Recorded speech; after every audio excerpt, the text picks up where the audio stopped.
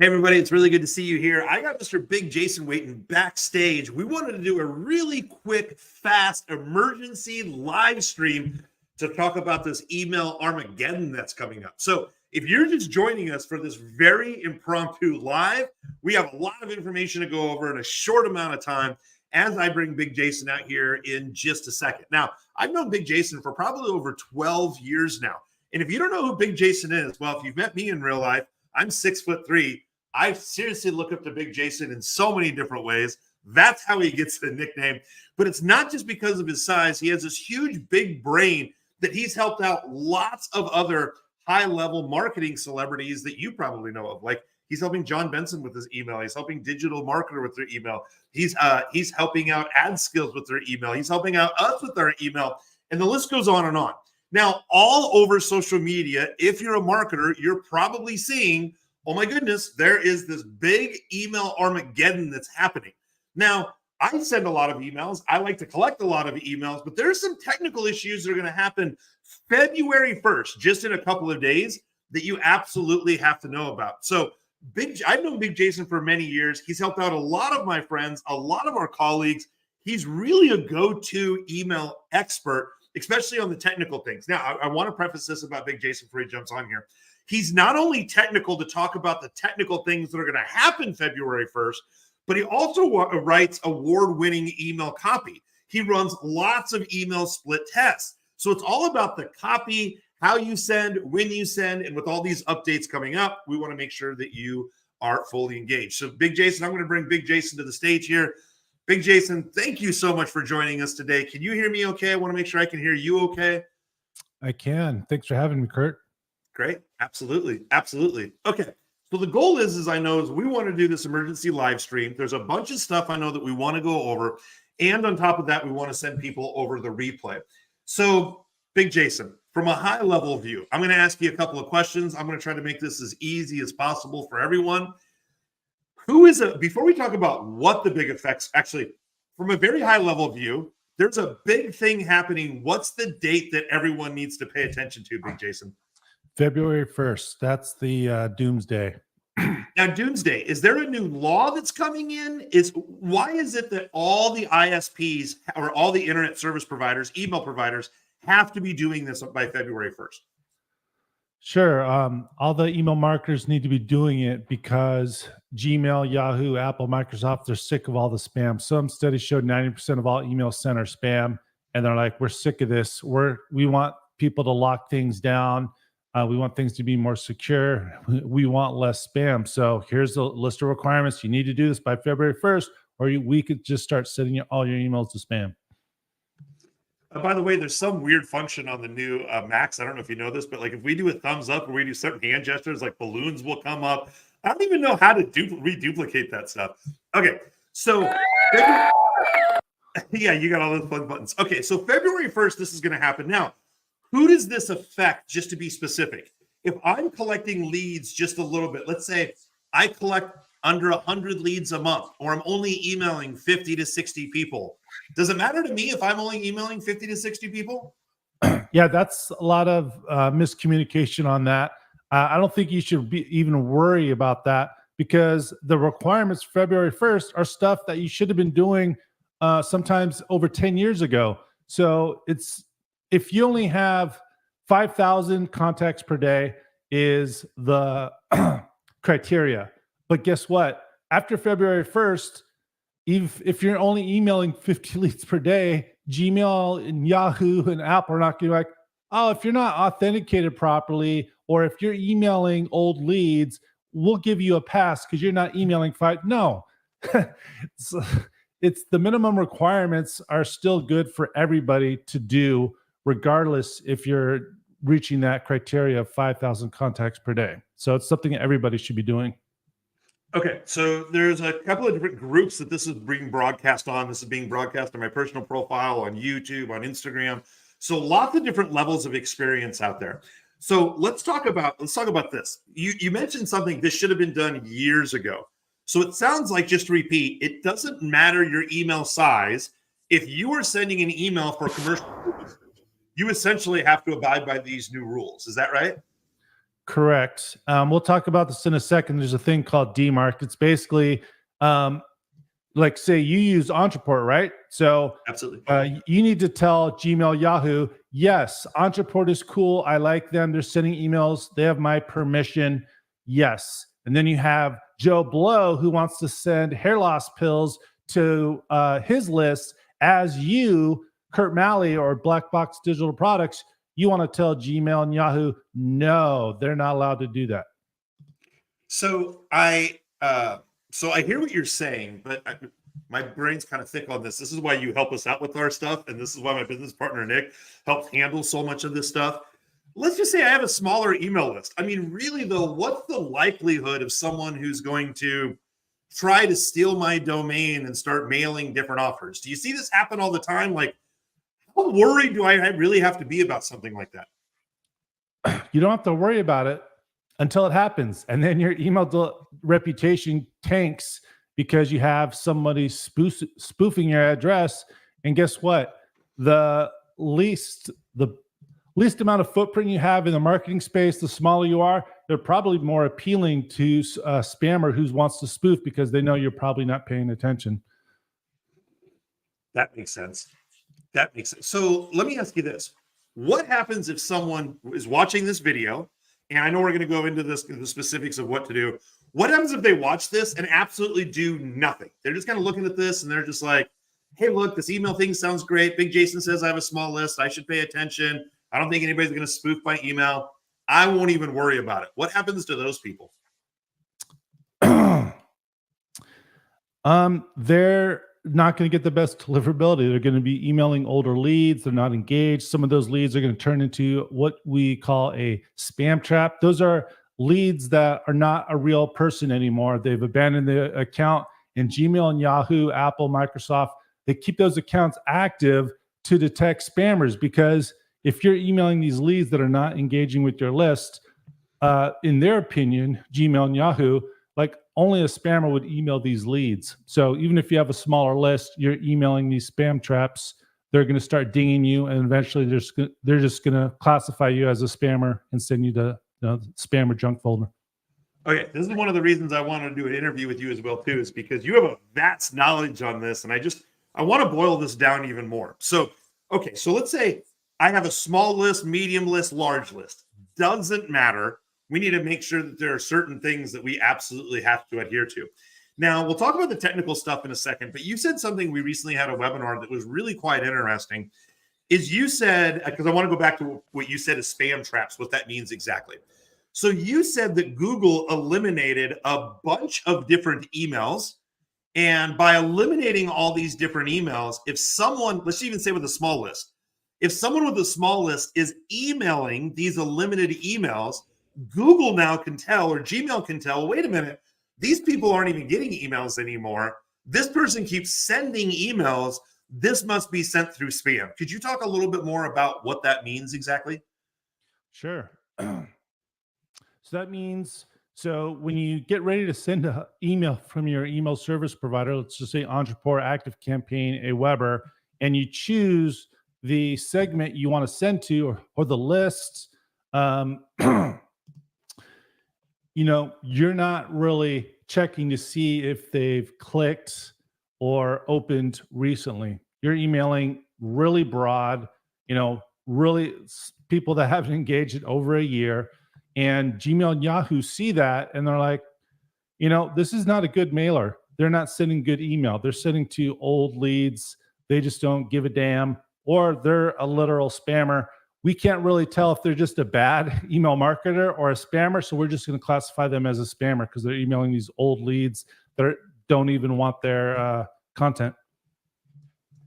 Yeah, I mean, so spam traps. What's a spam trap? So someone's removed their email, but like you said with us, for a perfect example, is you found out that we had like over 500 spam traps that we were on, even for a small segment of our list. What's a spam trap exactly? Yeah, these are old email accounts that people have abandoned. And rather than just deleting them and making that, let's just say joe.blow@gmail.com, rather than Gmail just deleting it immediately and then allowing someone to choose joe.blow@gmail.com. They're like, they keep it live and then they watch. Okay, this is not a real email account. This email account is not opening or anything, and they're watching to see who emails this account. Aha! I see that you're emailing this account. You obviously are a spammer or are not having good email practices. So it basically it's literally a trap. It's in the name. It's a trap for people that email it getting caught as a spammer.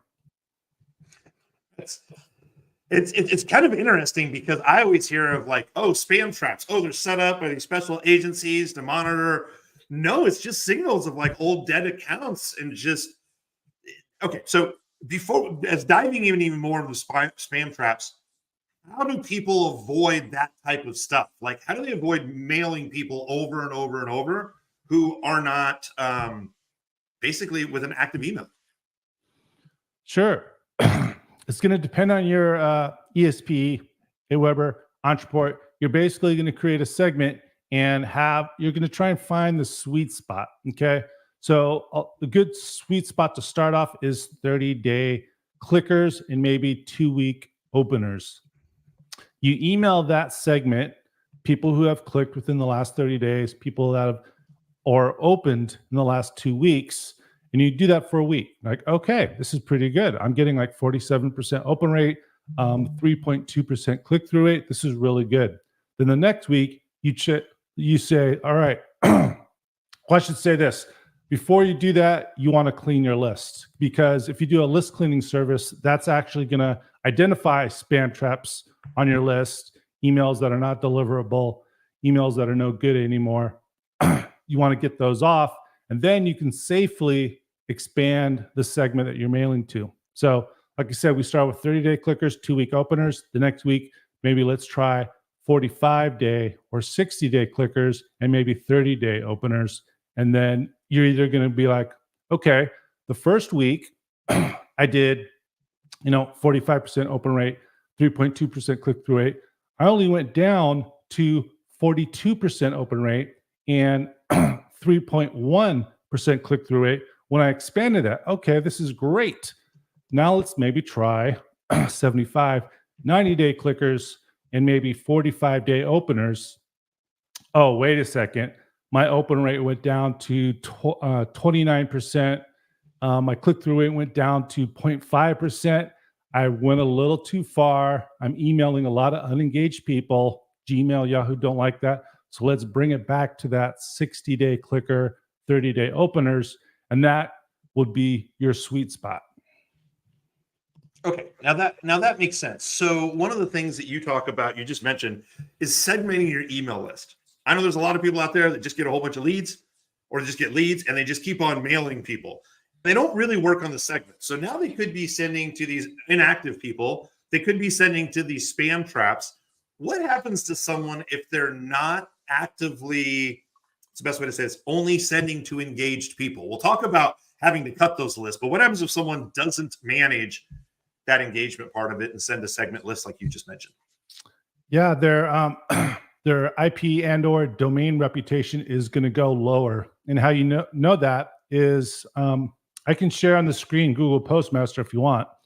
Yeah, please. Yeah, show an example. Now, most people, just to be clear, most people don't even look in the section that you're looking at right now when you talk about Google Postmaster. Will you explain what Google Postmaster is? Yes, Google Postmaster is specifically for Gmail addresses on your list. They're the only ISP that doesn't report to your email service provider. So if you use Entreport, Aweber, Active Campaign, and they say you have a really low spam complaint, you only get one every 3 emails. Well, guess what? You could actually have a really high spam complaint to Gmail users because Gmail doesn't tell your ISP. You have to use Google Postmaster. Just search for Google Postmaster. It's going to allow you to add your sending domain, at blackboxdigitalproducts.com or whatever. And no, this is not Kurt's list. That's got 100% spam complaint rate. That's somebody else. And you have to monitor it. It's just something you have to do. So come February 1st, you should probably designate someone on your team or outsource it. Hey, we need to, on a weekly basis, be looking at Google Postmaster to see spam complaint rates, IP reputation, domain reputation, because one of the criteria for February 1st is your spam complaint rate to Gmail users needs to be 0.3% or lower. And you won't know unless you're looking at Google Postmaster tools. What is this that we're looking at right here? This is a client that had IP reputation issues with Gmail. So they're in the red, which is low for some of their IPs. And we have transitioned to yellow. This is a lot of paid traffic, a high ticket coach. So some of these leads are pretty volatile. So it takes a bit of work to improve their IP reputation, but it's working. And again, it's very volatile traffic, a lot of looky-loos. So it's going to take some work to get to green high, but it's definitely possible. And here's another one where I did in 2022. I got them from low to high. And again, it's all about that engagement. Stop emailing ancient leads that are not engaging, they're not interested. And you talked about this, Kurt.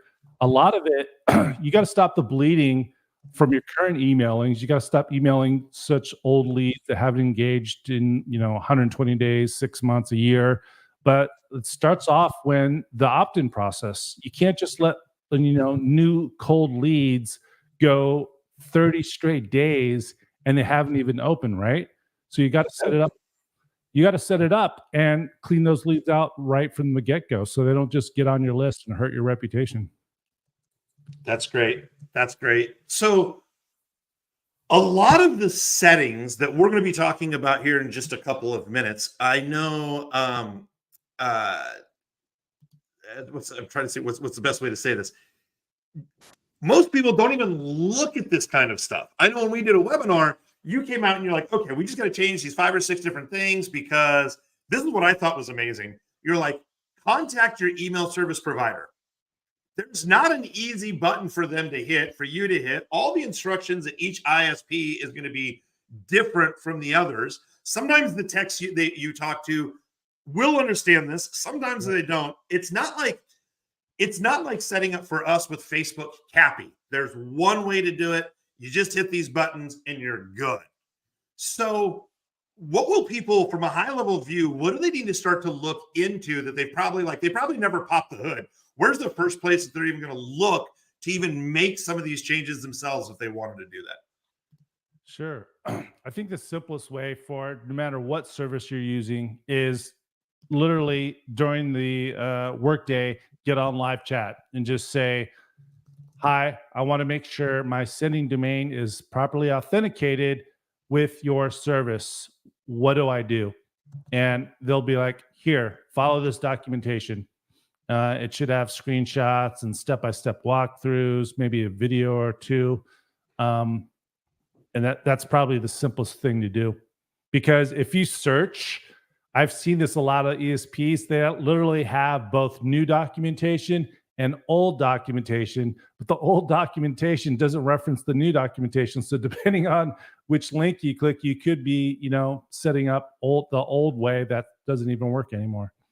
So it's best just to ask live support. That's what I would do. So you mentioned this before, because even as you as an expert dealing with live support, it doesn't seem like this is like Y2K where everyone knows what they're doing as soon as you talk to someone. Let me just ask this directly. Why in the heck is it so dang confusing for all these different ISPs to basically set all this stuff up? And why is it so hard for the normal average Joe person right now to navigate this stuff? You'd be surprised. There's a huge difference between technical expertise, like setting up a web server, setting up a ClickFunnels page, coding, JavaScript, PHP, and DNS authentication. I literally had a client with a full IT team, a head of IT, all these like really super smart guys, and they're literally screwing up the DNS like left and right deleting records on accident, adding the wrong records. So if you're overwhelmed, you're like, what the heck is DKIM, SBF, DMARC? I don't know. I looked at the instructions and it's like Greek to me. They said it's copy and paste, step by step, simple, but I'm just overwhelmed.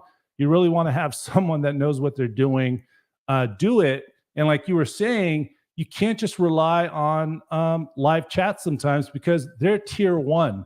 They're outsourced. It doesn't matter if they're American or from overseas. They're tier one. They simply read the stuff that you read. They don't really have the expertise or not. They might tell you that it's okay, but unless you have someone on your team that's actually going to check and verify that it's properly done, you could be, a victim of February 1st and not even know it. And live support just thinks, yeah, you follow the directions, you're good. It's interesting you say this. A lot of people don't know this, but I used to run one of the only outsourced call centers for Apple back when they used to have the iPod, and it was a really big deal. We'd sell all these different accessories. And what was interesting is I met someone who worked at Apple at one time, and they worked on the project Final Cut Pro. And they provided it basically, which is a video editing software, and they provide high-level support that people would pay. I think it was like $1,500 a year.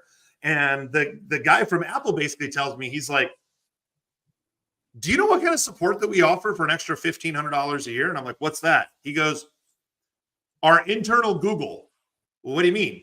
Well, most of these techs aren't trained on this kind of stuff. So they're going to Google the internal documents. Honestly, same thing that you could go to Google to Google, but this way somebody pays $1,500 so they feel that someone's answering the question, but they're honestly answering from the same base of information that you would grab if you just went out generally. Yep. So well, let me just ask you this, because you have, I know, do-it-yourself program of, hey, you can go through it. They ask you questions. You also have a done-for-you solution. So if someone was to say, hey, Big Jason, we send a lot of emails. We are really reliant on monetizing these emails. If you were to come in and do a comprehensive deliverability audit, what does that mean exactly? I mean, you identify weak spots. There's current email setup, ensuring no stone left unturned. What does that mean exactly? What do you do when you jump into someone to basically look at an audit when you just mentioned like this other person had all their stuff screwed up? Sure. So one, it's measuring what's going on right now. And that's both from your DNS to your campaign performance, to your opt-in flow, to your new customer flow, and really approaching it from a holistic point of view. So you got the technical, which is the DNS authentication. And then you got the campaign performance is your segmentation set up correctly? Do you have a dynamic automation that's tagging people based on certain criteria? That's another huge reason why people get in trouble, is because they do a lot of their segmentation solely on opens. And you would not believe, I actually found one client that was emailing over 150,000 opens 3 times a day, and all 150,000 opens hadn't even clicked in over 6 months. So yeah, I go in, deep dive, holistic, your opt-in pages, your opt-in flows, your current email campaigns. I'm seeing your bounce rates and the bounce codes. Are you emailing a bunch of spam traps, old emails? Trying to find as many positive signals as possible. Checking to see if you have any reply campaigns, because replies are the number one positive signal you can send to the ESPs, because unless it's a vacation responder, real people are replying. You got the fake iOS opens, you got bots clicking. So you really got to get in there. And a big part of that is DMARC. So I set up DMARC. I set up a free report. And real quick, Big Jason, what's a DMARC? Can you explain that for everyone on here? What's the acronym? What does it mean exactly? Sure. Let me. I'll actually show part of Black Box Digital Products. Sure. DMARC record. I don't even know where to find it. So we didn't have you. I don't even know where to look. All right, there we go. That's your Google Workspace MX records. That's another big problem people have, is you can't just worry about your ESP, because just think about it, Kurt. Sorry, I'm still recovering from the TNC alien virus. Vegas. Yep, that's what happens when you all go hang out in Vegas together. Okay, so you guys use Entreport, right? Yep, but just a step back. What does the DMARC mean? DMARC means who's allowed to email as you, who is not. Okay, so like if I have a driver's license, I'm allowed to drive. Kind of the same thing. Yes, and I can't. DMARC works as I come in to drive your car. DMARC says, "Wait a second, you're not authorized to drive this car. You're not in. You're not." Okay, so that makes sense. So now all of these that we're looking at here, these are all supposed to be basically authorized to send on our behalf. Correct. And then what do you look for? I know you said you hear some MX records that get confused all the time. I wouldn't even know where to look. So what are some of the things that people should be, I guess, looking for? Yeah, let's look at when I said the DMARC reporting. There's lots of services that have free 2-week trials, no credit card required. You set up a DMARC reporting service, and it basically reports on your mail stream, who's emailing for you or as you. And you can see right here, you can see Google Workspace. Wait a second, 73 DMARC fails. That's an issue. So you have to investigate that and say, hey, I need to make sure my Google Workspace emails are authenticated. I have a lot of clients. They're like, our emails to each other, the team members they're hitting spam because you're not authenticated properly. Then you have webinar jam. So it's not just about your ESP. Like some people say, go ahead. So just to be clear, we have Black Box Social Media and Black Box Digital Products. That is actually a Gmail. That's actually, hang on one second. That is actually a Gmail address.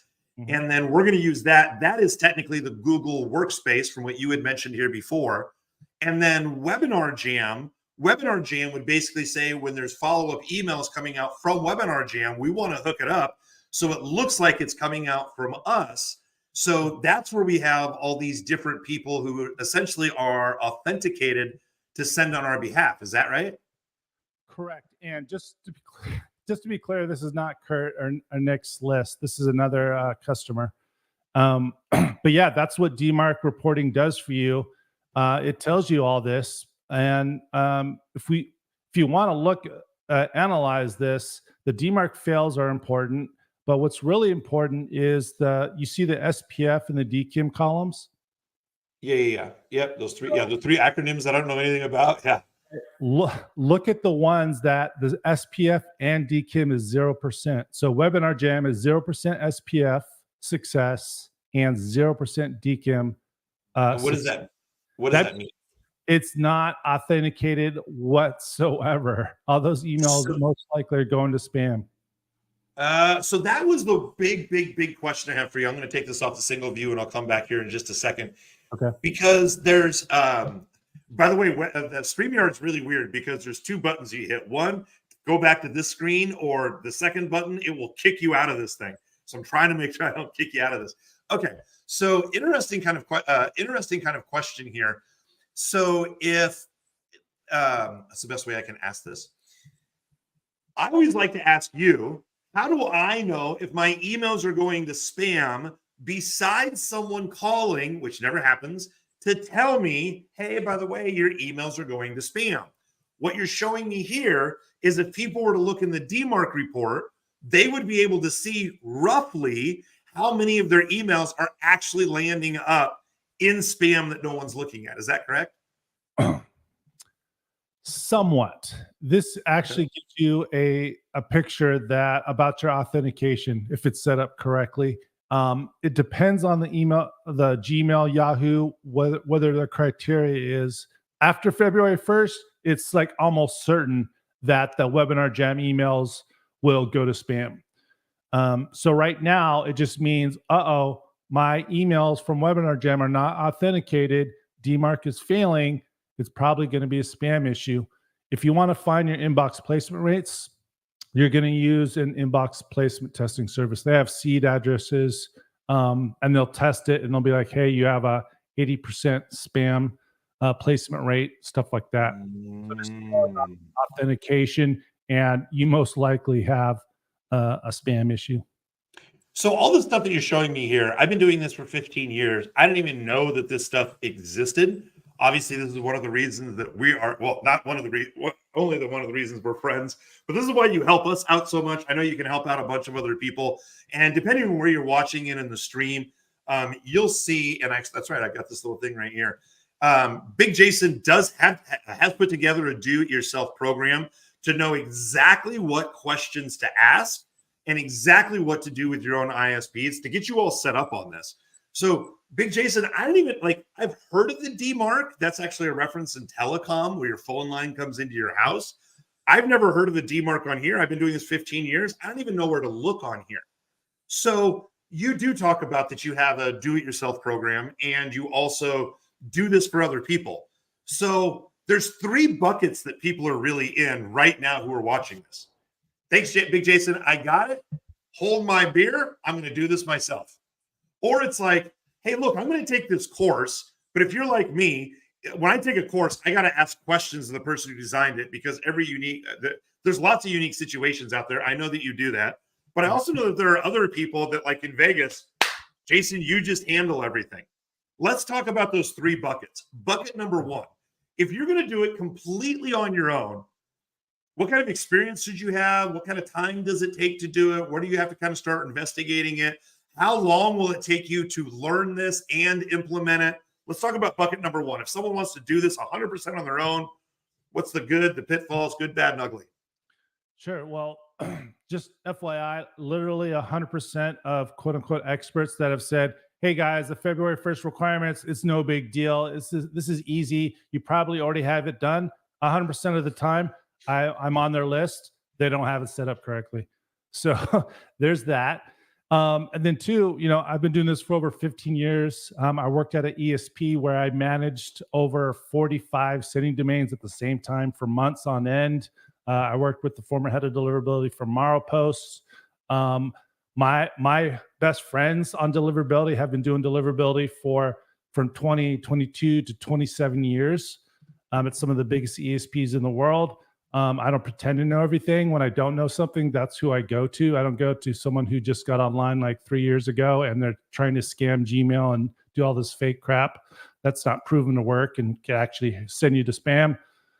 So yeah, if you think, and that's the big thing about the quote unquote experts say it's no big deal. They typically don't authenticate with their shopping cart, with their website, with their help desk.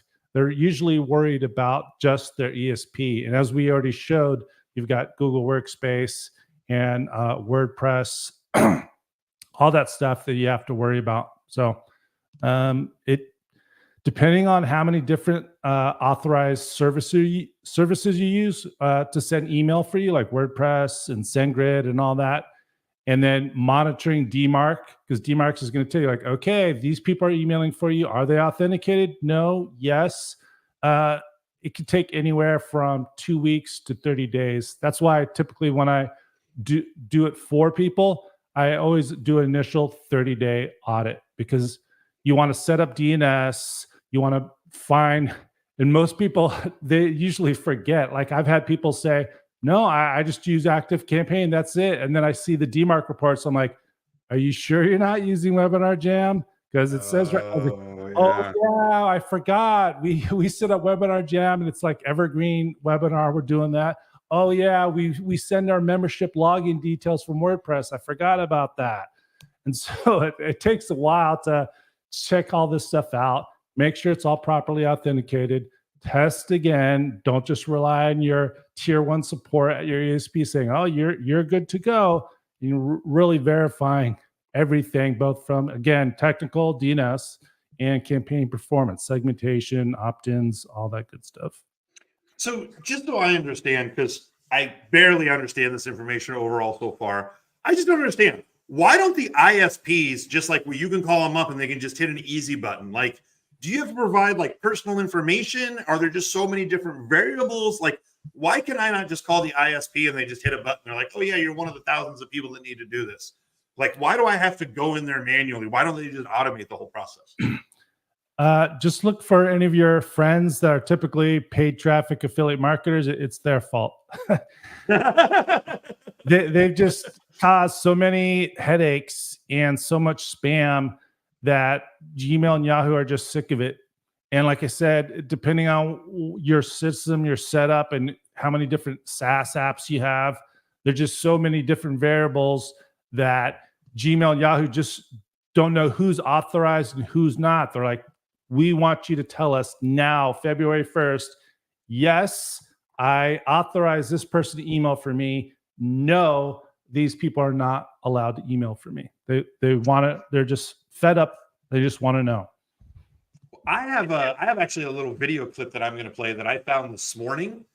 That this is one of the reasons that this is actually all happening right now. So let me go ahead and let me see how I pull this up. Let me go right here. We'll check out this video here real quick.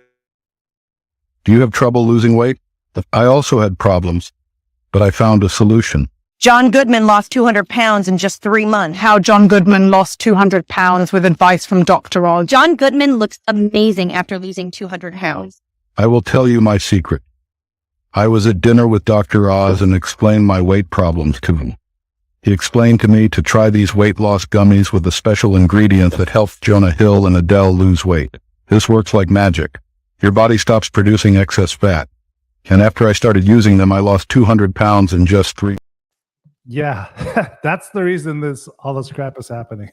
Right? When you're like, hey, there's a bunch of affiliate marketers that ruin this, and I'm like, oh, hold my beer. I have proof.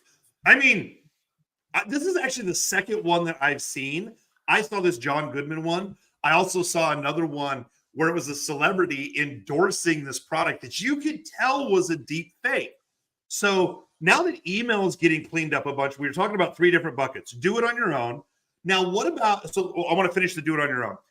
We told the story on a webinar. We used to have an old CEO that we worked with inside of our company. And, well, he liked to save money a lot. So he would learn how to do all this technical stuff on his own so we didn't have to pay anybody. And I remember asking a good mutual friend of ours, Chris Mercer, someone else you also work with as well. Yep. I asked Chris Mercer and I go, Chris Mercer, we call him Mercer. Should my CEO be learning how to do everything with Google Analytics, or should he just be focused on being a CEO? And I'll never forget what Mercer said. Mercer's like, well, do you really want to have some guy who's slightly kind of sort of possibly interested who wants to save money to learn this and implement it? Or do you want to have somebody like Big Jason, even though he doesn't drink, but to say, here, oh, email, hold my beer. I've been doing this for years, and just let him do his own thing. So let's talk about the people in the middle who could do this themselves with some of your support. So what does that look like? What do you offer people to handhold them, to help them along the way? Talk about that second bucket for just a minute. Sure. So that's kind of like a combination. Yep. Just the program that you have to do it yourself with some of the support.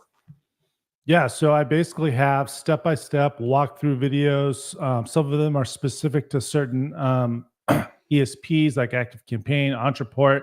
Others are more generic. It doesn't really matter. It's how to edit your DNS records, how to set up your DMARC record, how to go from a report only where you're just seeing reports, but Gmail and Yahoo's like, okay, we're not going to touch anything. We're just going to share the reports. And then you want to transition that from report only to a reject, where it's basically just going to say either send them to spam or don't send the email at all. Joe Blow is trying to spoof team at digital products, blackboxdigitalproducts.com. That gets rejected. So basically walks you step by step, shows you a checklist, shows you step by step how to set up the proper way to tag people for truly engaged, not just on opens, how to do reports, how to document everything so you know why you added it, when you added it, what was there before. So you just have a history, you know what's exactly going on. And then how to actually measure your inbox placement as well. which is huge. So let's talk about the done for you service, right? Where someone's literally like, hey Jason, just take everything over. So if someone only has 300 or 400 leads, in my opinion, you tell me if I'm wrong, you really should take Jason up on the offer, learn how to do it. You're going to need how to do this longer term. Who's an ideal client who probably has a big, what's the best way to say this, rat's nest that they need to unravel? Is this someone who has, 10,000 or more emails? They're sending emails daily. They have an e-com business. They're making lots of sales. Who's like a really good fit that you can come in and really help clean all their stuff up? Yeah, it depends. Even if you have a smaller list, do you want to start setting things up right now or just wait till things get really bad and then have me come in when you have a bigger list, but then you find out that it's filled with just old unengaged leads and spam traps. So Andy Hassong is the perfect person. He's got a small list. He does a lot of JV brokering. He mainly connects on Facebook and social media, but he wanted to start building this list again. And he bought my course, Done for You. And then he's just like, you know what? I want to make sure this is done right. So I just want to pay you. So I'm working with him as well. And then you have Digital Marketer. They first had me work on digitalmarketer.com. They have a massive list, a lot of paid traffic, organic traffic. And then at Traffic Conversion, they're like, you know what? We have two other brands, Scalable and Epic Network. We don't want to deal with this. We want someone on top of it. We want maximum deliverability. We want someone with eyeballs on this, making sure we have optimal deliverability for all our promotions. And they added those two accounts. So whether you're just starting out, you want to start out right and stop problems from happening in the first place, you're a good candidate. Or if you have a really big list, whether it's organic or paid or a combination, and you just want the best deliverability possible, you want someone that can always consult and just make sure everything's done properly right away and continually, then it's a good fit.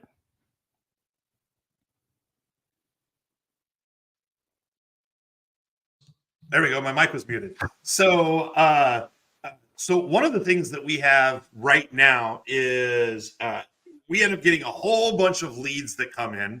I get really excited. So just to kind of just be very transparent, when we're looking at generating leads and bringing in leads, I could be paying anywhere from $5 to $10 a lead. So if we have 1,000 leads that come in, I could be paying $5,000 to $10,000. So let's just say I have 2,000 leads that came in, and let's just say that I've spent, I don't know, 20 grand to get them in, right? So Big Jason, I want to email these people as much as possible because I just spent a bunch of money getting these leads. But there's going to be some people who are unengaged. So how do you come in and help re-engage people? Like, actually, I should just ask you this. What's better, my 50,000 person list or my 4,000 person list that you help us engage with? Like, we're cutting a bunch of people for my ad spend, but what's the benefit that it's giving me? It's scary, but I know it's helpful. Do you mind explaining that, if that makes sense? Sure. I run into this a lot. People are afraid to really get aggressive on qualifying their paid traffic leads because, they want to recoup those ad costs, at minimum. And it's all about tracking. I run reports. I make sure tracking is installed. And one example is Hyros, but it works with Google Analytics, whatever tracking service you use. And you just go through the numbers. And I had a recent client, they had a lot of paid traffic, a high ticket coach. And I looked at the Hyros reports for the email sales. And other than a small trickle, one or two, the first email was getting the majority of the sales. So they were afraid to really get aggressive and say, hey, you need to, download the lead magnet or watch the video or, get off the list. They were afraid because like, hey, these people might be buying in 2 weeks, 30 days. But Hyros was saying, no, if they don't buy them the first email, they're not probably going to buy. They're probably going to mark you as spam. They're probably going to get sick of you because they were a looky-loo. Maybe you had that one weird trick that just got them to opt in, but they're really not interested. And that doesn't mean necessarily that's 100% going to happen for every person. You could literally, if you're tracking, run your reports and be like, okay, 10% of my leads are actually converting on the 2 weeks later after they opt in, or a month later. But if you don't have your tracking set up, you're just going to be guessing and hurting your deliverability because you have this fantasy that they're eventually going to convert. Does that make sense? Yeah, absolutely. I think it's interesting. As somebody who we both know, Justin Golf wrote an email recently really talking about where he analyzed all of his customers and his entire email list and basically found, oh my goodness, I think it was something like super small. It was like 365 people on his list, almost by everything that he sells. And if he just focused on those 365 and not the entire list size, he'd actually make more money. For me as a paid ad person, I'm like, but I spent all this money on these leads. I want to send them on a regular basis. Right. So I know that you do something without revealing all the secret sauce. You have a way where you can take unengaged leads in an ethical, legal way to help re-engage them by doing a couple of different things. How does that kind of work from a high level view? Like, once leads are dead, are they always dead? Can we re-engage them to get them back on the list? What does that look like if I'm spending a bunch of money? I just don't want to delete a bunch of non-active leads right away. Sure. There's several ways you can do that. You could, like, the best approach is seven emails. If they haven't, you could do 3. Some people are more aggressive. They're like, look, I don't want bad leads on my list. If they don't engage within 3 emails, they're gone. Or 7 emails, they're gone. But like you said, if you're trying to recoup your ad costs, that's a little scary. So what you could do, so rather than continually emailing them daily for 30 days when they never even opened in the first place, is you tag them and you put them on a different automation where maybe you're not emailing them daily, but maybe once a week. So if you're emailing daily or 5 times a day or just consistently, if you email the less engaged leads, once a week, on average, Gmail and Yahoo are going to be like, okay, that's not too bad. Does that make sense? Versus if you're emailing a ton of unengaged leads daily, they're going to be like, this guy is not a good mailer.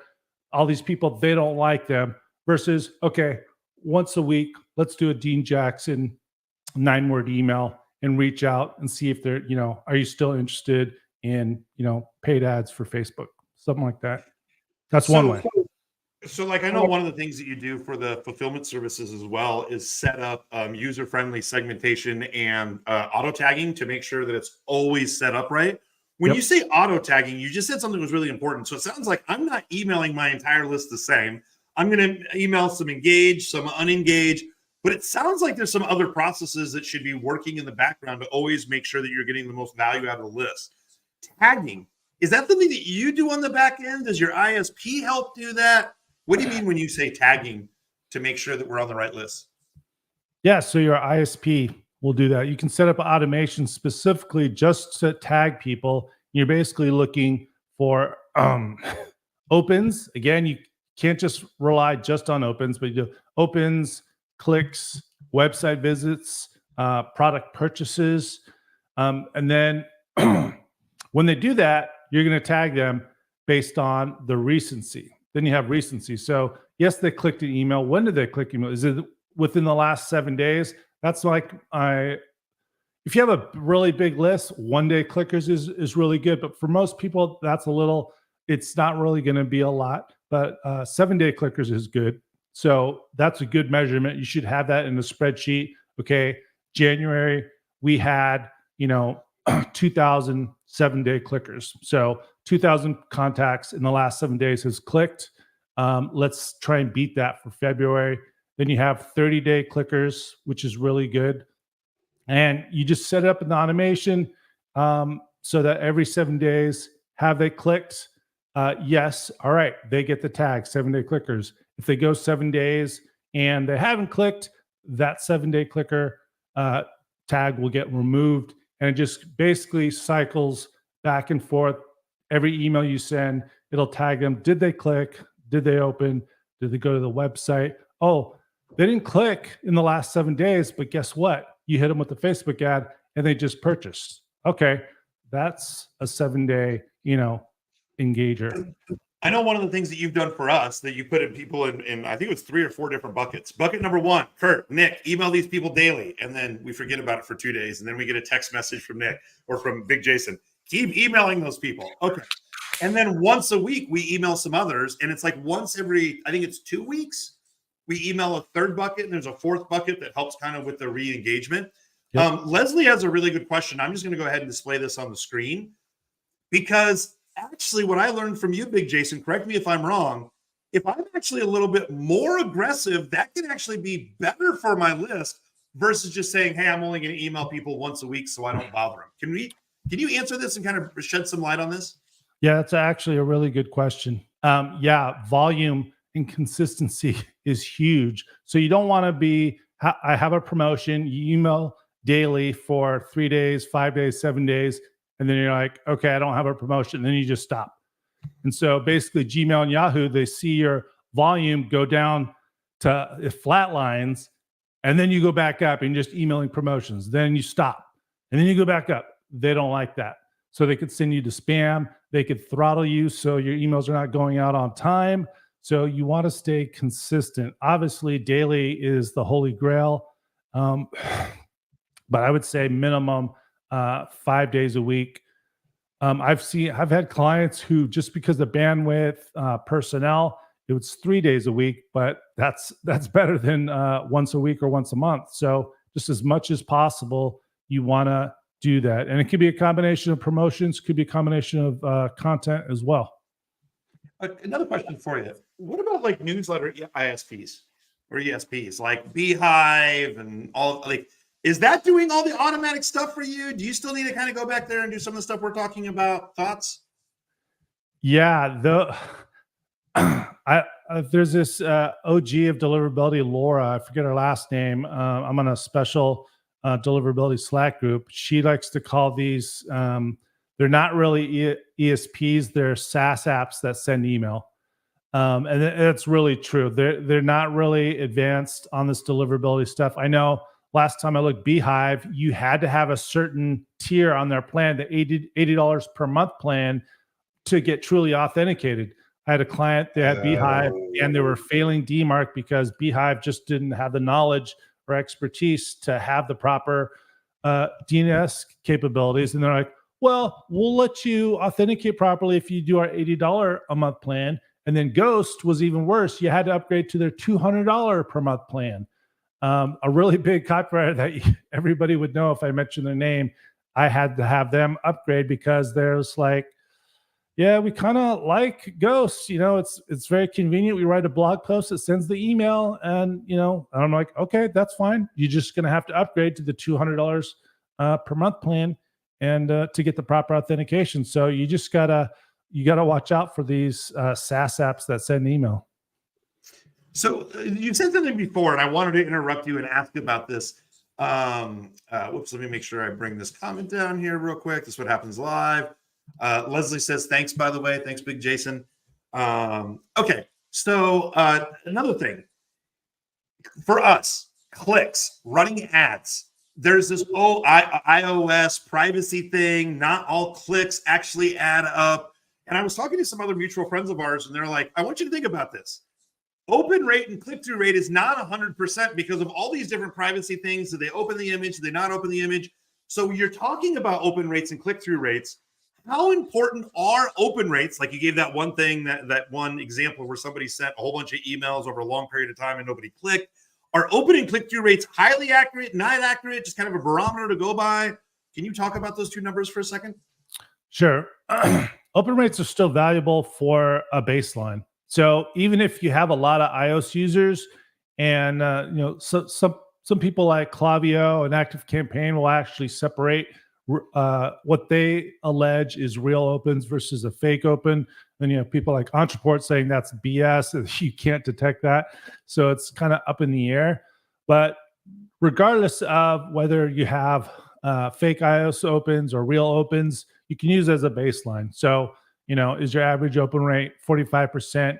Did it go down to 29%? Then you can pretty much trust that you have a big issue. I took a Klaviyo client from 30% to 60%. So it's a 30% jump. So even if you take off, half of that from fake iOS opens, it's still a drastic improvement. So it's good as a baseline, but if you're just saying, okay, 30-day openers, 60-day openers, then you're likely going to be hitting a lot of people that are really not engaged. They're not even looking at your emails. Yeah, I think the interesting thing is everyone says you got to build a list. Everyone says you should email some content to get them warmed up. A lot of people say that. Hey, you got to warm up people with content versus trying to sell right away.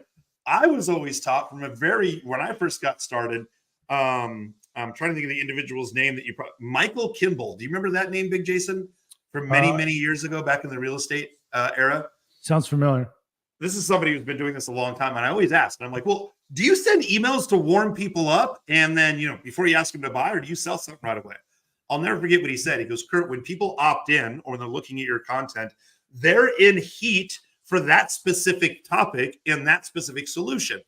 If you just give them some fodder that they kind of learned something from, but they're not going to do anything with, they're going to go find someone else to get the answer to that question that they're going to buy with.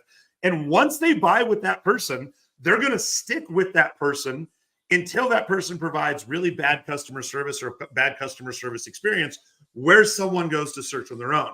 So Big Jason, when people are opting into lists, should people be building email lists where they're just going to kind of, engage and warm people up? Is that actually going to help their email list? Or is it better if they're really trying to answer those specific questions when they opt in, get some buys and get some engagement right away? Like build the list and engage, build the list and have them buy right away. Thoughts? Yeah, that's a good question. So there's several ways you can do it. It kind of depends on what they have to do to opt in. So if they have to read jump from article to article and then they opt in, they're probably going to be more qualified. They're probably going to know you a little bit better, probably going to have a little bit more better relationship rapport versus they opt in for the one weird trick. And then you present them with a 30-minute video, which, they watch 5 minutes of, and then they click away. There's no reason you can't do both. You can provide a little bit of value and elegantly segue. Speaking of, losing weight fast, did you know that on average, our customers lose, 12 pounds in the first 2 weeks simply by blah, blah, blah. I had one client that, so it was like July 2022 or 2021. They came to me and said, hey, look, Jason, we know you like to do these big promotions and pick up those commission checks, but we're all focused on front end paid traffic funnels. The whole team is slammed. We have no bandwidth for any back end email promotions. If you can figure out a way to make money, feel free. But I just wanted to let you know. I was like, okay. And I basically sent content emails and content videos for 30 days straight and made $100,000. Like, what the hell? And I said, I just took some of your older content that they probably hadn't seen in a while, or maybe they didn't even see it the first time. And I took out just like really powerful nuggets, literally a 1-minute read, a 3-minute quick tip, and then transition into the best converting offer. That's as simple as that, and did over $100,000 in 1 month. So there's no reason you can't provide value and ask for the sale. Again, if they're in pain, you want to give them a solution to that pain. And there's a huge difference between a quick, actionable tip versus a long essay where, man, it's going to take me a month to implement what you just told me. I really have no need to buy your offer versus, all right, that's really good, man. If this works, just think what I can get from their paid product. Well, I know one of the things that you helped us do as well too is make sales from an inactive list that we didn't think that we were emailing anymore, that wasn't active. And I think there's, in my opinion, from what I know from you and from other people, there's a lot of misconceptions around email. It used to be like the good old days, start up Aweber and iContact, get a bunch of leads, and you just start mailing people. Mm-hmm. And then people started doing these tricks of where like you email the engaged people or the people who just opened, and that was a huge deal. But other than that, that's it. And a lot of stuff that you're talking about is the DMARC authentication and all this other stuff gets confusing, but it makes more sense because I want emails sent on my behalf from this webinar platform, from this other platform, from this membership site. And there has to be some kind of authentication, but I just kind of get lost in the whole thing. So I'll put this up here again. Again, people are really in 3 buckets. Figure it out yourself, which Big Jason said earlier in the live stream. This could take you 30 or 60 days. And then this is something you have to continually learn, and there's just a lot to it. On top of that, Big Jason, I know that you also have a do-it-yourself program as well, too, with some of your assisted guided and coaching and live support, and you also have a done-for-you service. Would you mind, again, talking about the do-it-yourself service that you offer and the done-for-you service that you offer? And people can find out more with the link right here on the screen. Sure. And what's great about that link that you have on the screen, yourad.coach/warrior, is that both options are right there. They're laid out, the done for you. And then if you want to take the bump, you basically get my do-it-yourself course that's live right now. I'm going to have it live through February because I want to make sure that people get their questions answered.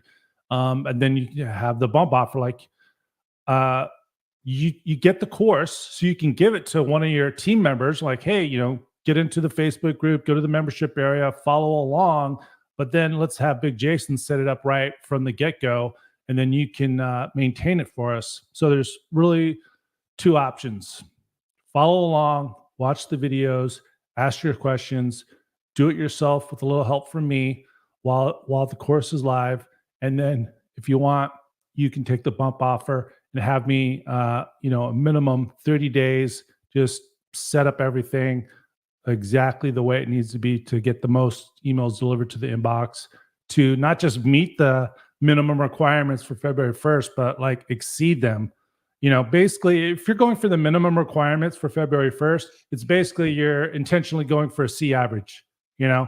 When tiny bit, a little bit more work, you could actually get an A. It's kind of like if, Kurt, you were telling people who are making, let's just say $100K a year from doing Facebook ads for people. And you're like, guys, I have this strategy that for just 30 additional minutes per month, you could be making $1 million a year. And they're just like, nah, I'm good with the 100K per year. I'm fine. I don't need that. That's really what it is. Well, what I hear you saying that's really interesting, it kind of scares me, for an example, and people come to me for this type of stuff all the time. So, for example, there's a really well-known individual and brand out there that if I said the name, pretty much 99% of the people who are watching this would know who they are. And they call me and they say, hey, Kurt, my webinar's not working anymore. We're not making any sales. And I'm like, specifically why? And they're like, this doesn't convert anymore. And I'm like, okay, for me, paid ads, let's look at everything. Who are you targeting? Did they click on the ad? Are they coming from your ad onto the landing page? Are they hitting the landing page? Are they opting in? What happens after they opt in? And we look at that entire thing overall. Now, what happens is we really dove deep and we found that they were doing 1 or 2 things wrong that we absolutely just changed their funnel. But the interesting thing that I hear Big Jason say, and I would love to hear your thoughts on this, is if I'm building this funnel and I'm collecting a lot of emails and I have them go on this auto webinar and then they go on this membership site and all of a sudden my sales are going down, what I know most people would do is they'd be like, oh my God, I got to look at my targeting. I gotta rechange some of the ads.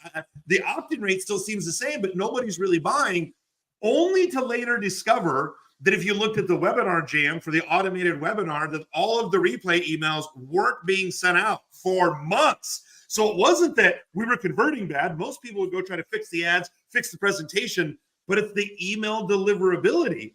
So Jason, when have you seen kind of in your experience where you look in and you're like, well, yeah, no wonder you guys aren't making any money because the emails are screwed up. They're not being sent. Like, is this a common problem to people who don't pay attention to this stuff? All of a sudden it's broken and they're not looking at the right place? Oh, for sure. I immediately go opt in.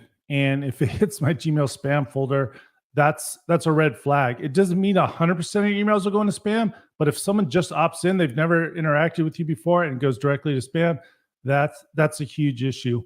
So again, after February 1st, it's going to be even worse because like right now you have, the content of the email and yada, yada, yada. But then after February 1st, if you don't have the DNS set up properly, then you're definitely probably going to go to spam. and that's going to be a huge issue. Another thing I wanted to ask you about, and I know we're right at about an hour here, so we'll kind of round this out here in just a couple of minutes. I really appreciate your time. Really appreciate your time. Dang, now I just got to remember. I forgot the very important question that I was going to ask you. We talked about opens and clicks. Oh, definitely something we want to talk about, because you mentioned this, and I thought it was a huge issue. And then I looked into it myself, and I'm like, this isn't a non-issue. The promotions tab on Gmail. How do we stay out of the promotions tab? Is it a big deal about the promotions tab? I'm going to tell you about my experience. But what the heck is this with this promotions tab and people landing in the promotions tab? Sure. Yeah, it's a lot of manufactured fear and assumption. What? Marketers lie? Can you please explain that? Yeah, let me show you my screen.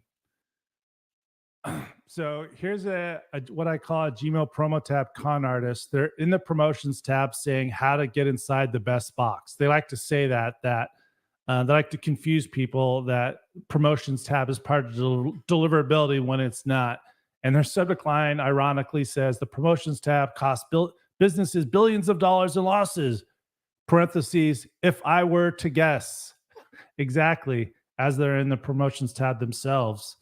So yeah, I ran around with my head cut off in 2013 when they're launching this. I was working with Revolution Golf, and I had my friend Dennis Damon, who is the former head of deliverability for Strong Mail. He's worked for Verizon, Sprint, Return Path. He's been doing deliverability for over 25 years. He's like, dude, like, why are you wasting your time with your little fake test Gmail accounts that you never open or click anything? Even if it lands in the primary tab on your account, that doesn't mean anything to your list. It's individual to each user. And then there's studies that actually point to that only 30% of Gmail users actually have tabs enabled. And then even if they have a Gmail account, that doesn't mean they're actually reading their email with Gmail. They could be reading it through iCloud, Apple, Thunderbird, Outlook. So none of those have tabs. So again, it's manufactured fear. And let me but just to be clear, if I'm using one of the other email providers that you just talked about, or my email providers, email readers, if something lands in the promotion tab, that means I'll never see it in my email, right? So like I use Outlook. If something's in the promotions tab, I'll never see it in Outlook. Is that right? No, it means you will. What do you mean no? Because Outlook doesn't use tabs. Promotions tab doesn't mean it's going into spam versus someone who's trying to scam their way out of the promotions tab. They're literally all their emails were going into the spam folder, not even the primary inbox, as you can see on the screen. So yeah. It's, again, manufactured fear. Yeah, it's quite interesting because as Jason was going over this live on our webinar, I actually started checking out my own stuff. And I'm like, wait a minute. I use Outlook. I never log into Gmail. Never. I always use Outlook. So I logged into Gmail. I had to click down 3 or 4 different places to even find the promotions tab. Once I went over to the promotions tab and I started looking through all the emails in the promotions tab, I went to my Outlook and started comparing all the emails. They were all there.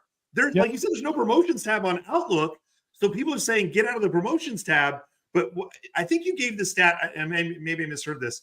Isn't it less than 10% or something like that of Gmail users actually use the interface that even has the promotions tab in the first place? Yeah, several studies say like 30% or less actually have tabs enabled. Even if they check their actual Gmail account, they don't even have tabs enabled most of the time. And then look on the screen right there. This is a client that was complaining about the revenue tanking month after month. And they were trying to scam Gmail with their, all the scam text at the bottom of the emails. And so I said, well, let's do a split test because, I've actually talked to Google and their email team, and I've talked to them about the Gmail trick or scam.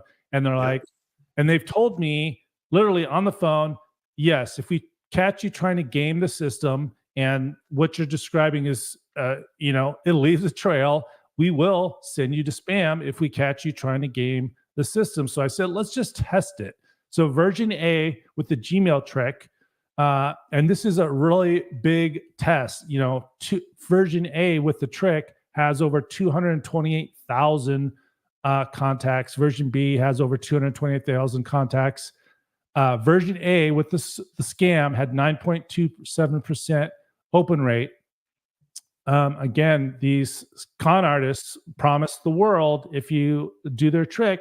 Version B had a 9.39% open rate without trying to scam Gmail, and it had more clicks. I love it when you kind of mentioned it before. I love it when people just start out and they come out new. You've been doing this we've known each other for well over a decade. And there are some people that come out and you're like, where did this person even come from?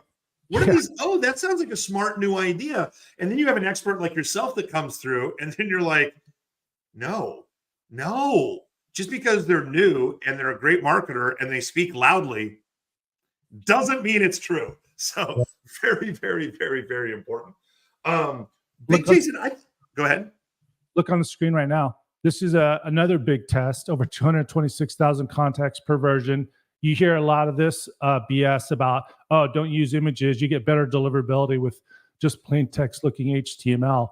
And I asked my OG friends, one who used to be the head of deliverability for ExactTarget and Salesforce, Fortune 100 company. And I said, okay, I want to do split tests to test this, alleged theory that images hurt deliverability. What would I look for in a split test to measure that? And he's like, that's a good question. So I would say that you would see a drastic difference in performance, opens, clicks, whatever. And you'd probably see a big difference in bounce rate, because if images hurting deliverability, then it should be causing, a significant bounce rate. So look at this. Version A with no images had 517 bounces. Version B with an image, again, images does not mean you have to have a corporated, templated, like 10 different images, product images. That doesn't mean that. You could have a powerful, video thumbnail to increase clicks, all that. It only had 464 bounces. So it had less bounces than the email without an image. It had a higher open rate, 10.21% versus 9.65%. And it had 263 unique clicks versus 149. So that's another BS opinion or assumption about images and emails. You've showed me that images can work out great. Doesn't mean that I know that you said that doesn't mean that you email with images every single email you test, but doesn't mean that they're going to automatically go to spam either. Yep. All right. Big Jason, is there anything else that I left out? I'm looking over the bullet points that we wanted to cover, that we wanted to talk about. I think I've gone over all the bullet points. Do you want to just kind of communicate maybe one more time for everybody who's watching the urgency right now, why it's important for people to take action by February 1st? What's the urgency? Who needs to take action? And what are they going to see when they visit the links shown on the screen? Yeah. So you got to have your DS authenticated properly, not just at your ESP.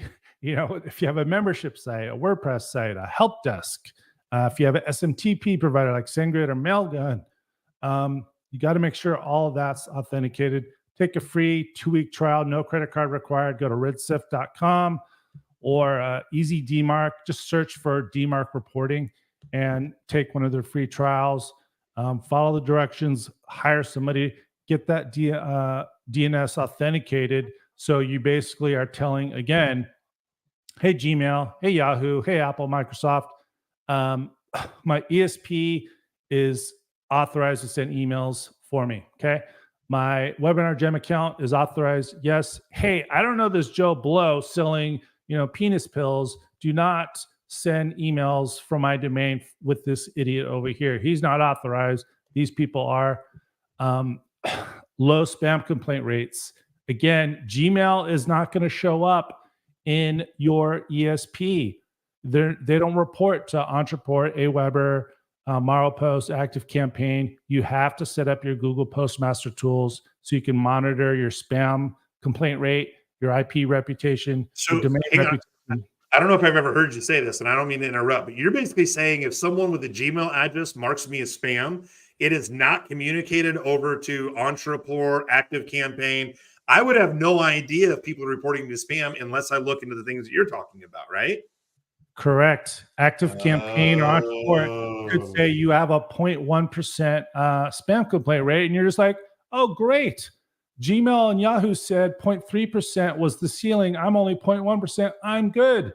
But if you actually looked at your Google Postmaster tools, you're like, holy crap, my spam complaint rate for specific for Gmail users on my list is actually 0.9%. And then all of a sudden your emails start going to spam and you have no idea.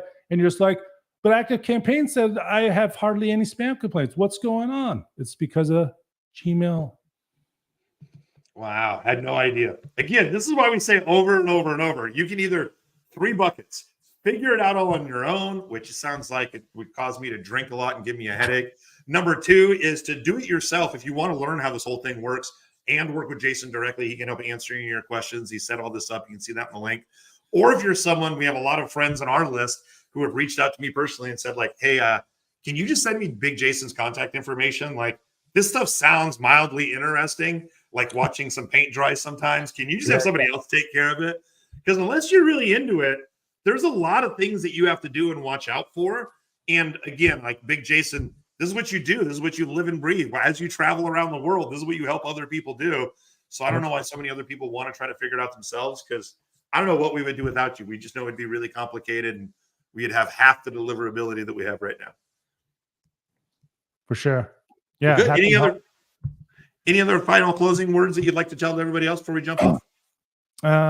Make sure you clean your list, because again, you want to find the sweet spot. You want to have the right engagement criteria, the right segmentation, and you want to recoup those ad costs, or you want to make as much money as possible. You want to expand that segment, but you don't want to be sending to spam traps and stuff. So clean your list, get your segmentation right. Don't just rely on opens. Go for those clicks and replies. And I'd be more than happy to help set everything up the right way from the get-go.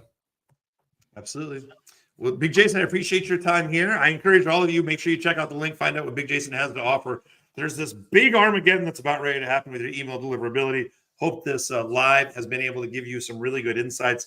If you're also interested, you can also just direct message myself. If you want to see the replay of the webinar, just dive down even deeper.